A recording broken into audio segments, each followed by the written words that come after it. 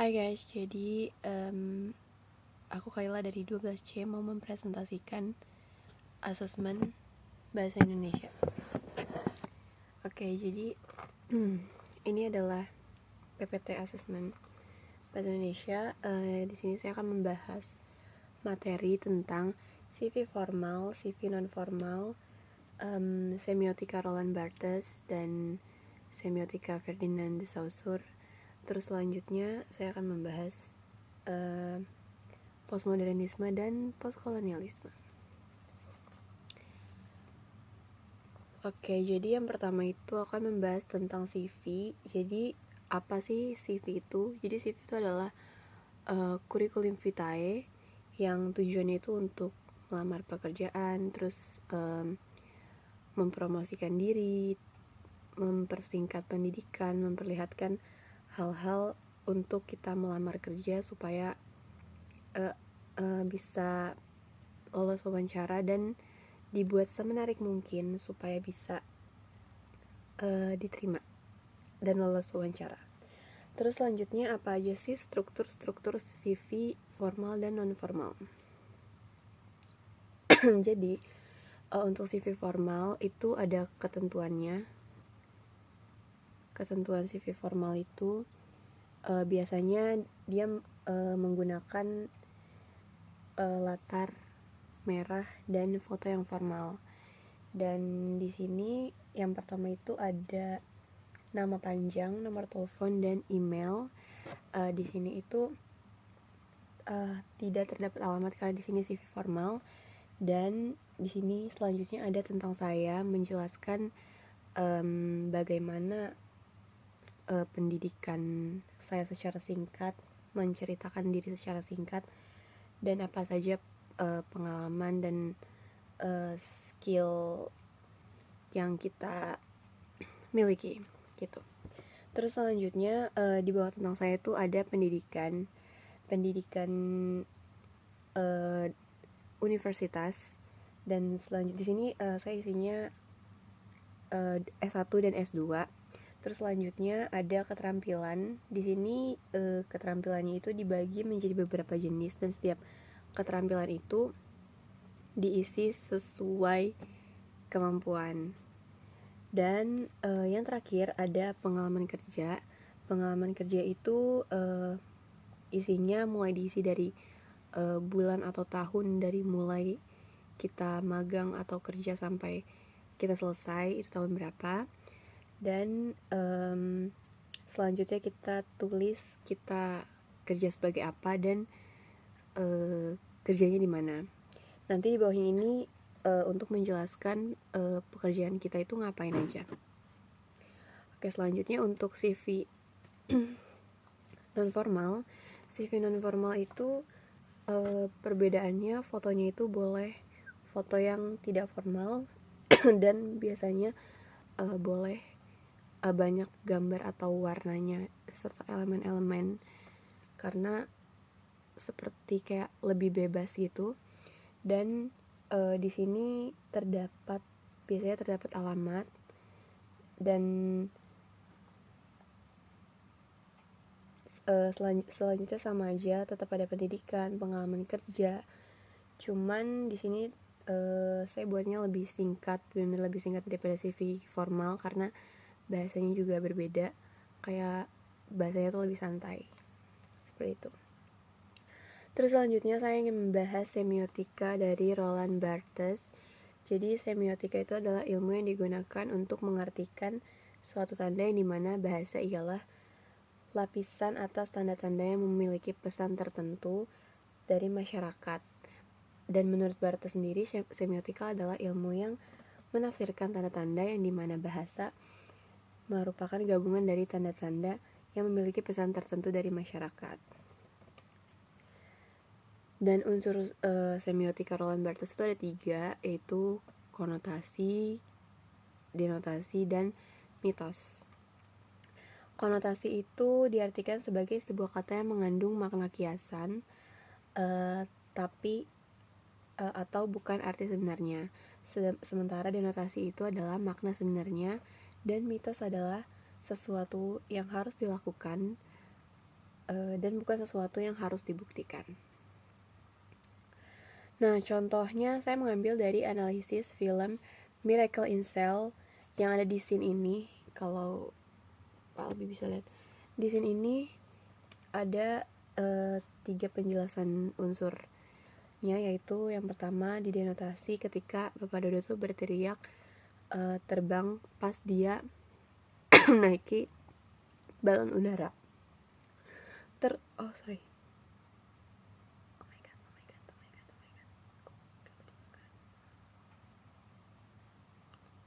Terus yang kedua di konotasi itu dia tuh merasa bahagia karena bisa membuat balon udara yang dibantu teman-temannya di sel. Padahal sebenarnya balonnya itu diharapkan dapat membawa Bapak Dodo sendiri, dan Kartika itu pergi karena sebenarnya dia tuh nggak bersalah. Dan yang terakhir itu mitos, yaitu berteriak yang biasanya mengekspresikan rasa takut yang dimiliki seseorang ketika menghadapi suatu hal. Oke, selanjutnya semiotika Ferdinand de Saussure, yang dimana menurut Ferdinand sendiri itu semiotika adalah ilmu yang mempelajari tanda dan maknanya melalui hubungan antara penanda dan petanda. Terus keduanya juga bersifat arbitrer karena ditentukan oleh kesepakatan sosial. Di sini ada penanda dan petanda, yang biasanya tuh penanda itu adalah signifier dan petanda itu adalah signified. Terus selanjutnya ada contoh-contohnya. Maksudnya ada lanjutannya sintakmatik dan juga paradigmatik.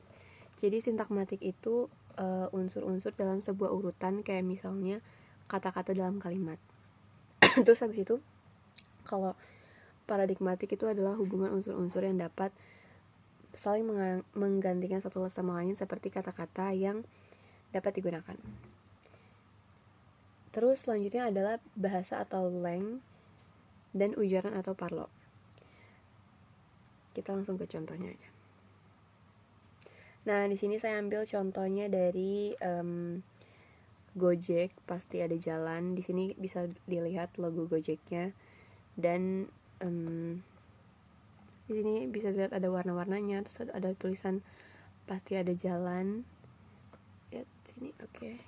Next, di sini ini tulisannya satu aplikasi untuk beragam solusi dengan lebih dari 20 layanan. Ini tulisannya. Oke, selanjutnya signified-nya itu ada pada logo Gojek yang menandakan solusi itu selalu tersedia dan layanan berbasis lokasi seperti pengantaran yang dapat diakses di mana aja dan siapa saja. Terus signifier-nya itu penandanya dari logo Gojek yang di teks pasti ada jalan. Ini dia. Simpelnya slogan ini itu bebas dipilih Gojek. Terus nggak ada aturan yang mengharuskan Gojek untuk menggunakan slogan tersebut, tapi karena sering digunakan dalam iklan, jadi kita sepakat kalau misalnya itu adalah logonya Gojek, karena berarti tersebut Gojek itu punya solusi, dan jadi maknanya itu muncul karena kebiasaan kita dan kesepakatan kita, bukan karena dari kalimat tersebut memiliki kekuatan khusus. Nah, contoh dari sintakmatiknya itu dari kalimat pasti ada jalan.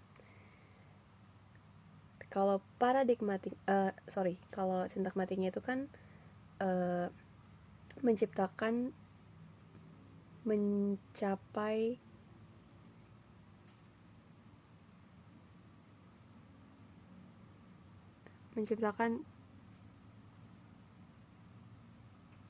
intinya sintakmatik itu contohnya pasti ada jalan. Tapi kalau di paradigmatiknya sebenarnya kata pastinya itu bisa diganti dengan yang lain, kayak misalnya tentu atau selalu, karena sebenarnya paradigmatik itu berfokus pada kata yang tidak yang berfokus pada pilihan kata yang nggak bisa digunain tapi misalnya tetap bisa. Jadi kayak misalnya di sinonim kayak gitu. Oke, next kita akan membahas postkolonialisme dari Edward Said.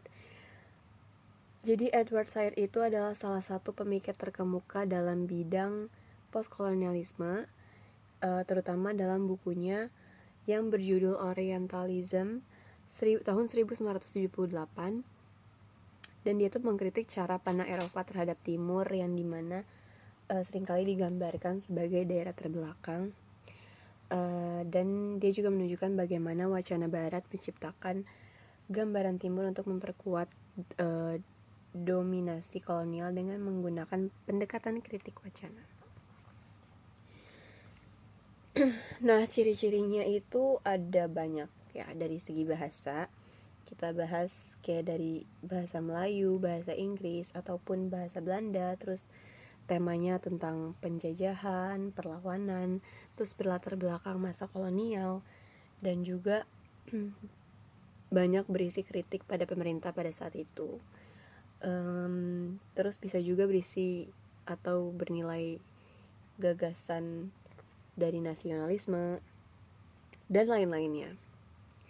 Di sini saya mengambil contoh karya dari Pramudia Anantatur yang berjudul Bumi Manusia, yang dimana hasil analisnya itu dari latarnya. Latar merupakan tempat, hubungan waktu dan keadaan sosial tempat terjadinya peristiwa-peristiwa yang diceritakan dari kutipan Abrams. Dan ketiga unsur tersebut itu akan saling berkaitan satu sama lain sehingga dapat membuat imajinasi pembaca semakin hidup, yang dimana latar yang dibawakan pengarang merupakan latar pada zaman kolonial, yang dimana para pribumi itu dijajah, dan dengan itu pembaca bisa membayangkan hal itu terjadi pada zaman dahulu dan termasuk dalam cerita postkolonialisme. Kayak misalnya di sini juga gambar cover bukunya itu benar-benar langsung kelihatan contoh dari buku postkolonialisme karena berlatar belakang zaman kolonial. Selanjutnya saya akan membahas tentang postmodernisme. Apa sih postmodernisme itu? Bedanya sama postkolonialisme, kalau postmodernisme itu muncul setelah reaksi terhadap modernisme yang dianggap diperbarui, kayak dianggap terlalu mutlak, karena modernisme ini dianggap gagal, dan karena kegagalan itu postmodernisme itu hadir sebagai kritik dan alternatif dari pemikiran modernisme. Jadi reaksi pemikiran posmo ini lahir dari latar belakang yang berupa reaksi dari gagalnya gerakan modernisme. Dan posmo ini menjadi kritik akan dekonstruksi terhadap berbagai bidang keilmuan karena menjadi upaya untuk menggores, membuat, dan bahkan menemukan rangka pandangan yang baru. Terus kritiknya, posmo ini merupakan suatu ide yang menolak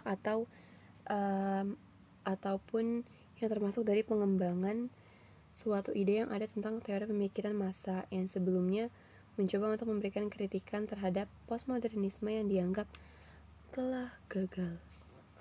Adapun ciri-cirinya, di antara lain itu dekonstruksi. Terus yang kedua penolakan narasi besar. Terus yang ketiga relativisme kebenaran. Yang keempat adalah pluralitas. Yang kelima simulasi dan hiperrealitas. Dan yang keenam itu adalah fragmentasi. Dan ini adalah contoh dari karya Sapardi Djoko Damono. Penolakan makna tunggalnya adalah puisi ini menolak makna tunggal dan menjadikan simbolnya cair, ambigu, sehingga dan terbuka sehingga makna lahir dari pembaca, dan juga bukan dari penyair. Nah, penolakan narasi besarnya ini, puisinya ini menjauhi drama besar atau cerita besar. Yang diangkat adalah perasaan kecil, kesunyian, dan fragmen kehidupan. Nah, inilah bentuk perlawanan terhadap narasi besar dalam budaya dan sastra. Nah, ini yang terakhir ada daftar pustaka. Ini daftar pustakanya, dan jadi segitu aja presentasi asesmen bahasa Indonesia saya. Terima kasih.